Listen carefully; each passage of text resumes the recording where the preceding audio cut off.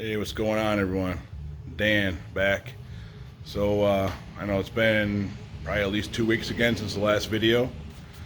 Just been super busy, obviously, summertime, work, camping, but I have gotten some more stuff done on SARGE 2.0. So let's see where I'm at.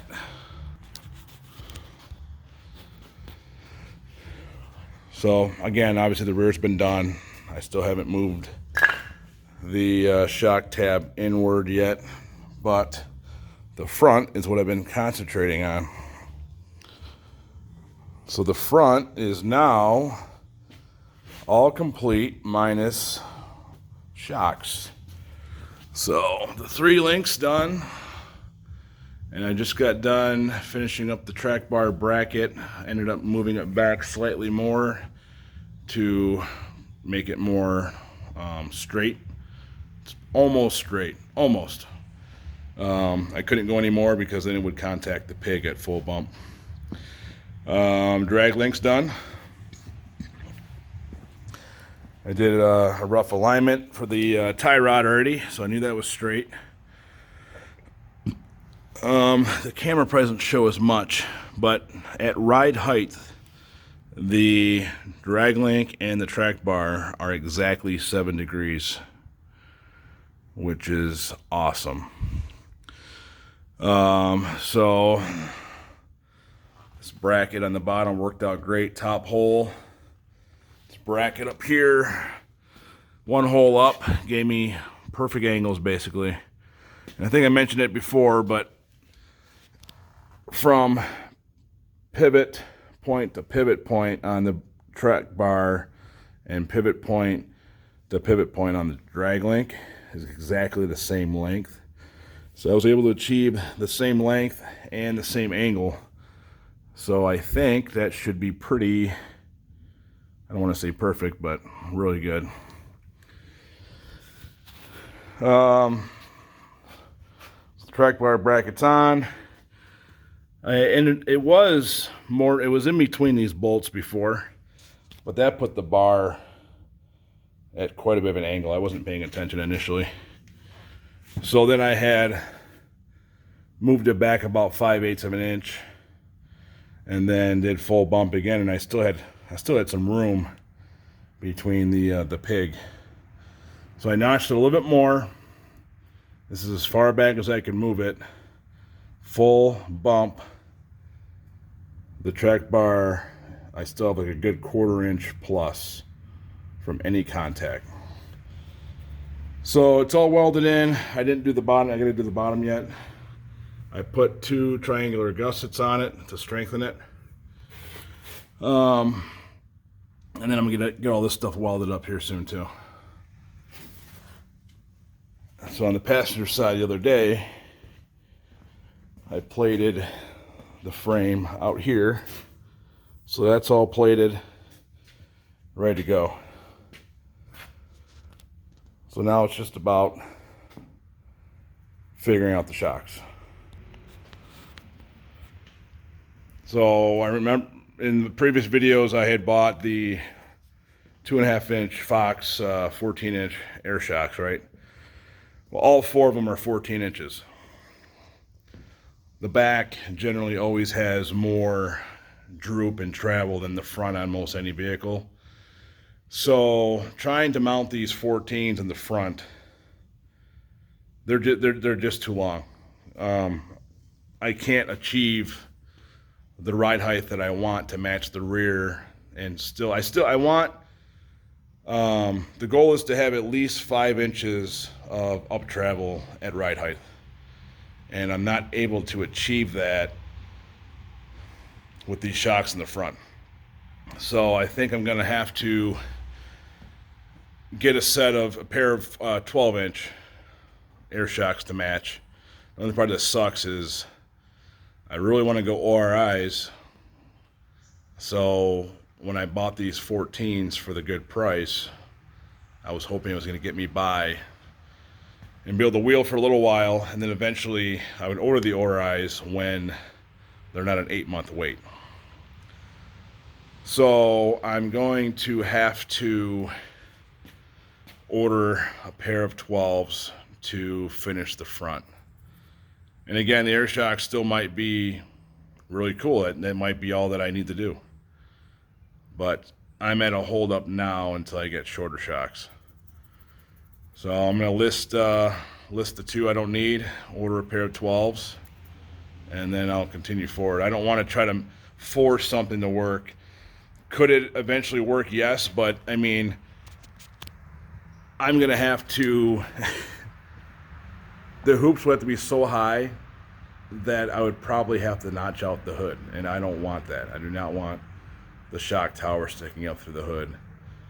And realistically, I don't think there's going to be, I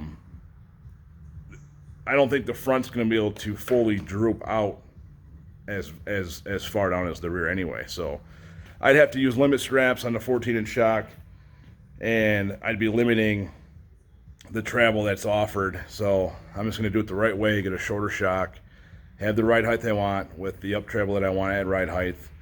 And then I'm still going to run, obviously, limit straps at all four corners. But I just won't have, 30% of a shock being wasted and then being too tall anyway. So that is the update right now. So once I can get past the front shock situation, and get this thing on its own weight, I mean, I could almost probably go ahead and just put the trans in. Oh yeah, that reminds me of one other thing. So on the RBV vehicles, Bronco 2s, Rangers, Explorers, 83 up to 97 on the Rangers and 94 on the Explorer, and obviously 90 in a Bronco 2. They have a huge K member that comes down. So I cut the K member out and basically boxed in a 2x2 square tube that I had laying around to basically make a 1x2 square tube. It's all welded in, it's gusseted. It's just there to support, the motor area. That's all I need. So that gave me a lot more bump because obviously the upper link mount's right here.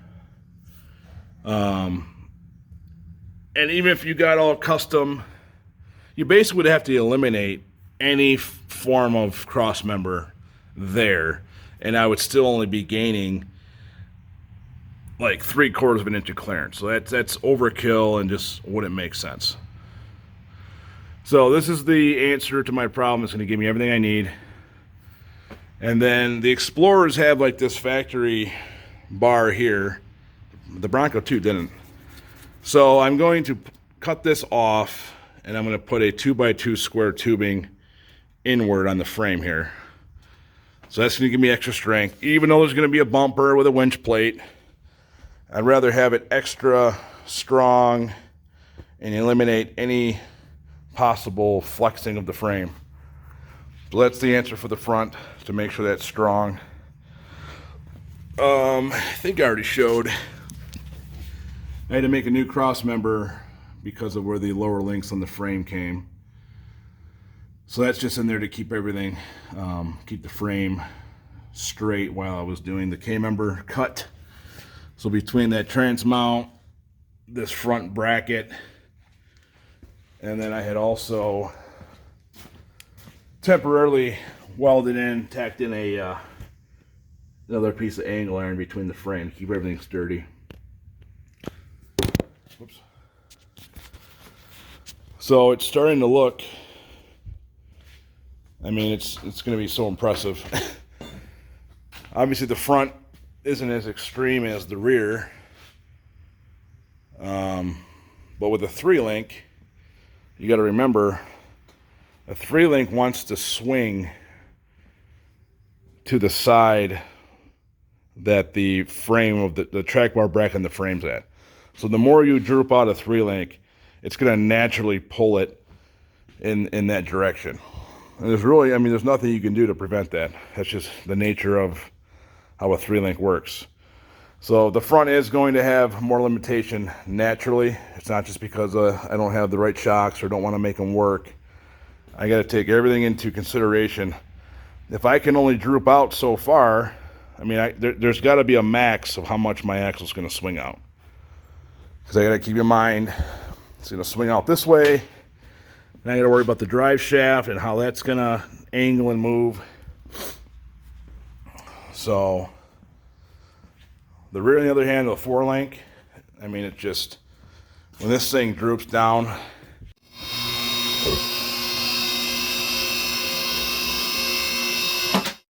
the pinion just, I have it so it points up at full droop. So it's just perfect. So once I get past the front, or even in the meantime, I'll put the frame back on jack stands. The next step would be lift the body back off. And then the goal is to make the Bronco 2 fuel tank work back here. There's plenty of room. I've already measured it full bump between the whole pig and truss and upper mounts. So I think that's going to work out. Just got to make the brackets. So obviously the Bronco 2 tank hangs down just a little bit. But I kept the tank, I kept the skid plate from Sarge. It's not going to hang down any more than what it did on Sarge or any other Bronco 2, so I'm not that concerned with it. I don't think I really hardly even hit that in some of the hardest wheeling I've done. I don't think I really hit it too much. And then the goal is, so the tank will be right here. I think I'll be able to get some fuel tube and use the Explorer fuel filler neck door with some new tube to the Bronco 2 tank, which the spout is like right here. Yeah, right here on the side. So this is facing forward, so driver's side is the spout. So I think that's going to work. So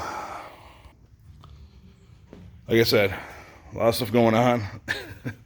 It's a lot of work, and I've been trying not to rush it at all. I don't want to make any major mistakes. I mean, it's my first time, like I said, it's my first time getting this deep, but I think I'm doing a pretty good job at it. Everything's turning out basically how I had planned. I mean, some things have had to change. But obviously changed for the better. So yeah, that's where we're at. So like I said, shorter shocks, mount the shocks, get it on its own weight. I can probably put the trans in, T-case, and get drive shafts probably measured. I just don't want to rush it. And then fuel tank. Once those 3 things are good, obviously I need fuel to even think about getting the motor finished and wired up and all that stuff too. Oh, speaking of that, so I have well, you already saw this. So I got the Yukon air compressor that I'm going to run for the front and rear zip lockers. I think that's going to be a good thing. It's a real small platform. I think I'm going to be able to make it fit either in this little cranny here, kind of hidden, or there's a huge area over here. So I think it's going to hide very nicely. I haven't opened this box yet, but inside this box is a brand new Ron Francis standalone wiring harness for the motor. With all the money and time I've been spending on this truck, I don't want the weak link to be any wiring or electrical issues. So I figured I would just buy the harness. That way I know everything's brand new. It's not 30 years old. So it's going to have a whole brand new standalone one-piece harness. So like the Fox body harness I'm using, it's the main harness, and then the whole fuel injector and motor sensor harness plugs into that with those black and white salt and pepper shakers, they call them. which is a known issue point. And then actually Brian Racy with Gilligan just diagnosed his latest issues to be some of the wiring in those connectors. So Brian actually ordered just the other day too a Ron Francis harness for his truck Gilligan too. So it just makes sense. You spend this kind of money on a truck and you build, don't leave any weak links. So that's what's up with that. So I will be, I mean, not that my harness was bad. My harness had no issues. I'm just, what do you call it, being proactive just in case. But I will be listing, I have the whole harness, the whole underhood harness from the 90 Bronco 2, so 89, 90. Same years, same harness, along with the Fox body harness that I was running. Everything's already integrated, so I'm going to list it. Someone else out there doing a swap. It's basically a pre-made harness. It's all factory connected together, except for one wire. Only one wire will need to be connected back, because obviously I took it out in two pieces. So, all right, that's the update for now. And like I said, the truck is turning out amazing. The more and more I look at it, it's just can't wait to see it on some obstacles. So, all right, I don't ever say this in the videos, but hey, you guys start liking it, start making some comments, and subscribe if you're not. You know, I think the channel's kind of taken off. Got a lot of stuff, and there's going to be a ton of off-road wheeling content once the truck's made and everything up until it's done. So, all right, guys, see you.